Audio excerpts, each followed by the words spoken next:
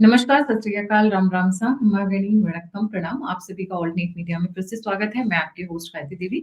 हमारे साथ जुड़े हैं Xavier Rodrigues ji, founder and chairperson of Goa Chronicles, a very well read magazine when it comes to lot of national and international issues.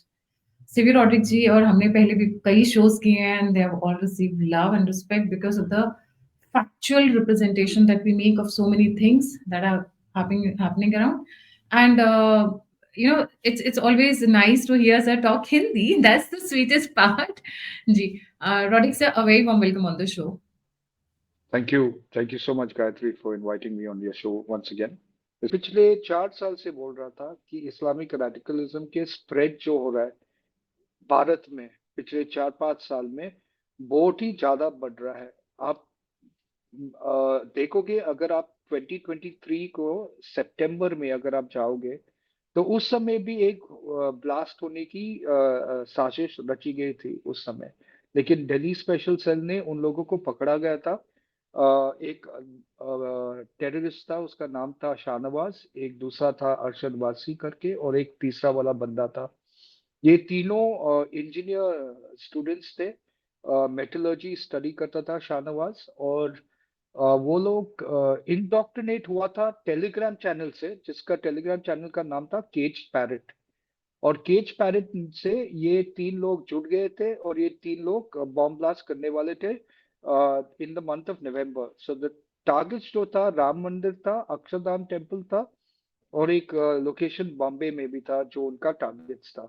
लेकिन Delhi special ने उन लोगों को पकड़ा था, और बहुत सारे इन्वेस्टिगेशन के बाद ही उन लोगों को पकड़ा था, क्योंकि लीड्स मिलके उन लोगों को पकड़ा गया था। उस समय अगर वो पकड़ा नहीं जाता था तो राम मंदिर के पहले ही, इनॉग्रेशन से पहले ही वो बॉम्ब ब्लास्ट वहां पे होता था। उनका टारगेट यही था। तो ये हो रहा है देश के अंदर, इस्लामिक रेडिकलिज्म हो रहा है। और जो आप दिल्ली ब्लास्ट रिसेंटली में देखा गया था, मैं अभी भी बोल रहा हूँ और स्पष्ट बोल रहा हूँ कि जो टारगेट था ब्लास्ट का, वो टारगेट था ही नहीं। उनका टारगेट, उनका लक्ष्य कुछ और डैमेज करना था, कुछ और इंपॉर्टेंट डैमेज करना था, और बहुत सारे लोग मरने वाले थे उसके प्लान में। लेकिन कहीं ना कहीं भगवान की कृपा की वजह से हम बच गए थे, हमारे लोग बच गए थे, और जो लोग मारे गए थे उसका नंबर्स जो, even though it's large in terms of 15, most of the impact of what was planned was much more. उनका जो लक्ष्य था और तबाही करना था, और लेकिन वो हो नहीं पाया था। आपको ये देखना है कि जो तबाही के प्लान जो था दिल्ली ब्लास्ट में, वो तबाही का प्लान एक्चुअली हुआ नहीं। एक गलती हुआ था टेररिस्ट से, और इसके वजह से ये जो ब्लास्ट हुआ था, 15 जाने जा चुके हैं, लेकिन ब्लास्ट था, टेरर अटैक ही था, लेकिन कुछ और बड़ा प्लान किया गया था। अभी भी मैं बोल रहा हूँ कि मास्टरमाइंड जो था इसका, वो अभी तक लूज है।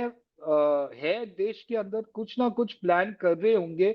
स्लीपर सेल्स एक्टिवेट हुआ गया है, और ये उनका प्लान है। दूसरी महत्वपूर्ण चीज ये है कि या इनके भी कम्युनिकेशन टेलीग्राम से हो रहा था।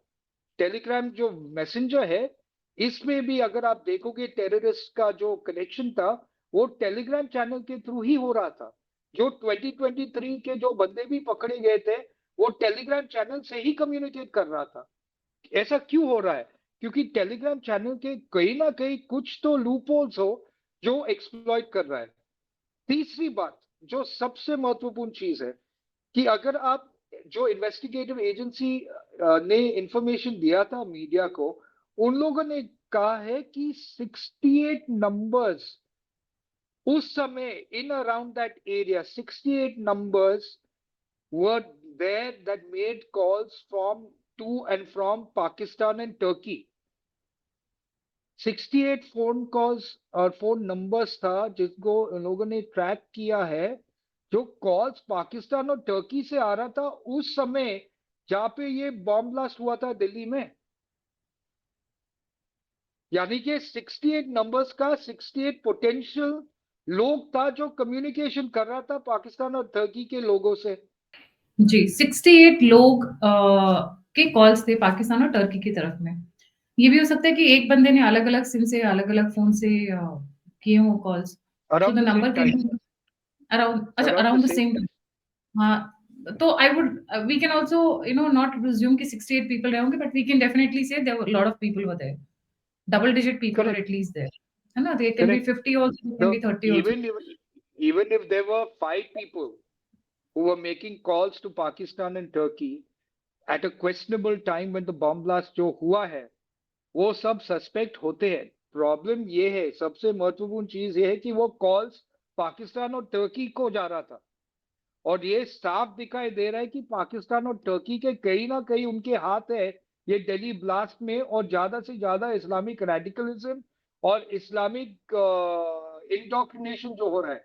अगर आप देखोगे कश्मीर को भी पाकिस्तान का हाथ है, लेकिन वहां पे अगर आप अभी भी देखोगे ज्यादा से ज्यादा फंडिंग जो आ रहे हैं टर्की से आ रहे हैं कश्मीर रेडिकलिज्म में। जब एब्रोगेशन ऑफ आर्टिकल 370 हुआ था और जब भी ये रेडिकलाइजेशन हो रहा था, वहां पे ज्यादा से ज्यादा फंडिंग टर्की से आ रहा था। तो अभी भी दिल्ली ब्लास्ट में अगर आप देखोगे Pakistan, Turkey doesn't have that kind of a money, so Turkey is taking money from whom? Turkey China has or US? Turkey के पास इस्लामिक रेडिकलिज्म के लिए पैसा बहुत है। इस दिल्ली ब्लास्ट में किसी ना किसी तरीके से, किसी ना किसी जरिए से सीआई का इन्वॉल्वमेंट है इसमें, जहां से वो जो large quantity of ammonia nitrate जो आया था, फिर आरडीएक्स जो आया था, किसी ना किसी तरीके से वो पाकिस्तान बांग्लादेश को कनेक्ट करके इंडिया के और आया चुका है।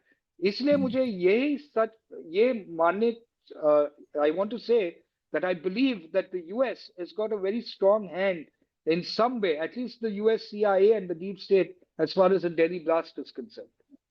Sir, I wanted to come to the main topic.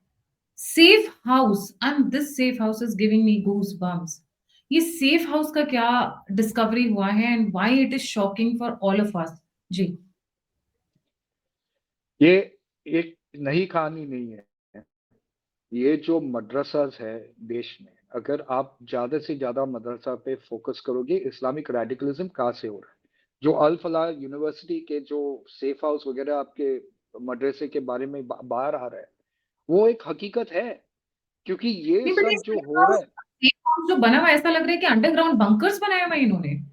Are they planning कि पूरा का पूरा और दिल्ली और उड़ जाएगा और और नीचे बंकर्स में रह और लेंगे। और आपने जब इजराइल और गाजा के स्टोरी सुने थे, या इजराइल और वेस्ट बैंक के स्टोरी सुने थे, या इजराइल और हिजबुल्लाह के स्टोरी सुने थे, वहां पे भी ये लोग बंकर्स ही तो बनाते थे। बंकर्स के थ्रू ही अपने आप को बिना डिटेक्शन के तरफ के रखे थे। मदरसास के जो, सी द प्रॉब्लम गायत्री की, हम ये जानना जरूरी है और इन पे देखना जरूरी है कि मदरसा में क्या एजुकेशन हो रहा है और क्या इंडोक्ट्रिनेशन हो रहा है और क्या चल रहा है ये मदरसास के अंदर। अगर आप देखोगे वो बंकर को, और क्या क्या था उस बंकर के अंदर, किस प्रकार की चीजें, किस प्रकार का इंडोक्ट्रिनेशन के चीजें थे वहां पे, क्या क्या दिखाता है हम सबको कि कहीं ना कहीं मद्रासा के कनेक्शंस है इंडोक्ट्रिनेशन से। इंडोक्ट्रिनेशन और रेडिकलिज्म से टेररिज्म को आप इवॉल्व होते हैं। ये डॉक्टर्स थे गायत्री, डॉक्टर्स जो लोग अपने अपने But जीवन को उनके हाथ में देते थे, I, ये जी, टेररिस्ट बना है। क्यों? क्योंकि उनका इंडोक्ट्रिनेशन उस समय होता है जब वो बच्चे थे, बच्चे होते हैं, तो मैं ये मद्रासास में इनका बंकर्स पे इंडोक्ट्रिनेशन होता है। बंकर्स पे मैं सर ये लौट के आऊंगी। ये बंकर्स की जो दीवारें हैं ये शॉक वेव दे रही हैं, 4 से 5 फीट मोटी मोटी। मतलब हम हाइट की बात नहीं कर रहे हैं, हम विड्थ की बात कर रहे हैं। With 4 to 5 feet thick concrete walls. किस लिए भाई? आप वहां पे अंदर में बॉम्ब फोड़ रहे हो या पूरी दिल्ली उड़ने वाली है और आप नीचे जा छुप जाओगे? बॉम्ब ऊपर फोड़ने वाले थे, नीचे नहीं। वो उनका प्रोटेक्शन के लिए बना गया था कि मैं शायद कोई सरकाज़म में बोल रही थी सर जी। उनके या फिर प्रोटेक्शन के लिए बॉम्ब्स की बनाए। अंदर अंडरग्राउंड टेस्टिंग करने वाले थे ये लोग पहले, क्योंकि the kind of a, walls that they have they can withstand good amount of shock waves. इतनी मोटी दीवारें कौन बनवाता है सर? आप एक चीज पे ध्यान रखो कि मैं अभी भी बोल रहा हूँ कि ये थ्रेट अभी भी है, और इस्लामिक रेडिकल टेररिस्ट जो है भारत के अंदर, वो ये चाहता है कि कहीं ना कहीं series of bomb blast Bharat के अंदर होना चाहिए। वो सीरीज ऑफ बॉम्ब ब्लास्ट होकर फिर यहाँ पे एक फ्रिक्शन हो जाएगा, friction between Hindus and Muslims, frictions between all the other communities. और सबसे इंपॉर्टेंट चीज है कि नरेंद्र मोदी गवर्नमेंट पे ऊपर एक क्वेश्चन आ जाएगा कि सिक्योरिटी, नेशनल सिक्योरिटी के थ्रेट को वो अवॉइड नहीं कर पा रहा था। तो ये सच है कि ये होने वाला है। आप जानते हैं कि क्योंकि ये दिल्ली ब्लास्ट के बारे में ये इंफॉर्मेशन आ रहे हैं इसलिए आप लोग जानते हैं, लेकिन ज्यादा से ज्यादा आप लोग नहीं जानते कि एनआईए इंटेलिजेंस ने कितने इस प्रकार के थ्रेट्स को एक्चुअली कर्टेल किया है। India is always under constant threat. The intelligence agencies have been how come? decimating threats. Sir मैं वापस बंकर्स के ऊपर आ रही हूँ। इतनी मोटी मोटी दीवारों के बंकर्स बनवाए थे, वहां पे गवर्नमेंट अथॉरिटीज क्या कर रही थी? उन्हें परमिशन कैसे मिला? How did they manage to make it? This is Well, this is very very important कि कैसे बन गया। आसपास पुलिस क्या Gayatri, सो रही थी या हुक्का पीकर खटिया पे लेटी हुई थी? that's a very important point you've raised, Gayatri. The point is, sometimes the reason we fail in detecting terrorists and terrorism is because we ourselves are lax as far as procedures and processes are concerned. For example, there are so many people who have Aadhaar cards in India who are not Indians. These are stories that have come out before also. Now, when Aadhaar was supposed to be, risk free, genuinely people would have got the Aadhaars, but there are people who are able to even duplicate the Aadhaars and come out and get, various different benefits as Aadhaar who are not Indians, who are Bangladeshis infiltrators to be very precise. But they are getting Aadhaar cards with them. I can tell you in areas like Assam and all, there are people who are giving them Aadhaar cards, ration cards for 50,000 rupees per person. This is the reality of the system. So I think we need to understand and citizens need to be alert that there are terrorists looming around us. There are Islamic radicals around us. We need to be alert and we need to be able, हमें ये ध्यान देना है कि Islamic radicalism एक threat है। Islamic terrorism देश के अंदर उनके स्लीपर सेल्स है, स्लीप कर रहा है लेकिन खत्म नहीं हो गया है, अभी तक है। उनको ढूंढना, उनको पहचानना जरूरी है।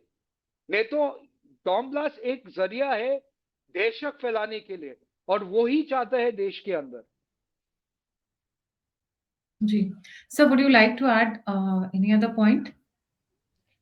मैं सिर्फ ये कहना चाहता हूँ लोगों को जो आपके प्रोग्राम देख रहे हैं कि इस्लामिक रेडिकलिज्म एक सीरियस थ्रेट है देश के लिए। इस्लामिक रेडिकलिज्म से इस्लामिक टेररिज्म हो जाता है और इस्लामिक टेररिज्म जब वो डॉक्टर या इंजीनियर नहीं बनता है, इस्लामिक टेररिज्म उस समय नहीं होता है। इस्लामिक टेररिज्म का जो सोच है उनको मद्रासा के अंदर ही डला जाता है। यहाँ पे बच्चे जो 4, 5, 6 साल, 7 साल के बच्चे को बोला जाता है कि आपको इस जो आपके मजहब की नहीं है वो काफिर होता है और काफिर को जिंदा रहने की जरूरत नहीं है। इसलिए आप देखोगे वीडियोस को जहाँ पे वो सर तन के जुदा के बात करते हैं बच्चे के साथ। प्लीज देखिए पाकिस्तान और उनके कैंप्स में क्या हो रहा है बच्चे लोगों के साथ। आईसिस के कैंप्स में देखो क्या हो रहा है बच्चे लोगों के साथ, कि उनको क्या सिखाया जा रहा है। उसी प्रकार का डर है मुझे इन मदरसों में कि इस प्रकार का डर ही फैला जा रहा है उन बच्चे के अंदर, इसलिए बड़ा होकर वो टेररिस्ट बनते हैं। एक डॉक्टर अगर टेररिज्म के राह पर चलता है तो उसका दिमाग ठीक नहीं होता है, उसका दिमाग इंडोक्ट्रिनेटेड हुआ है। और इंडोक्ट्रिनेशन जब होता है जब वो उनको बच्चे की तरह उसको सिखाया जाता है कि आपको इसको खत्म करना है, आपको उसके हेट करना है। और यही इस्लामिक रेडिकलिज्म है और हमें इस्लामिक रेडिकलिज्म के साथ लड़ाई करना है। और सबसे महत्वपूर्ण चीज है कि जो मुसलमान है भारत के अंदर, जो अपने आप को इंडियन मुस्लिम्स क्या कहते हैं, उनको खड़ा रहना चाहिए इस्लामिक रेडिकलिज्म के खिलाफ। क्योंकि जब बॉम्ब ब्लास्ट होता है वो बॉम्ब ब्लास्ट नहीं देखता है कि आप हिंदू है या क्रिश्चियन है या मुसलमान है। जी, देश सबसे ऊपर होता है। इंसानियत सबसे ऊपर होता है, रेडिकलिज्म नहीं। और सबसे बड़े लोग जो रेडिकलिज्म से मर रहे हैं वो मुसलमान ही तो है। बाकी सब राज्यों को देखो आप लोग, क्या हो रहा है इराक में, क्या हो रहा है ईरान में, क्या हो रहा है लेबनान में, जहाँ पे इस्लामिक रेडिकलिज्म को आप लोगों ने हवा दिया है। जी, thank you so much sir for joining. जाने से पहले सभी व्यूअर्स से रिक्वेस्ट है, please don't forget to like, subscribe and share the alternate media.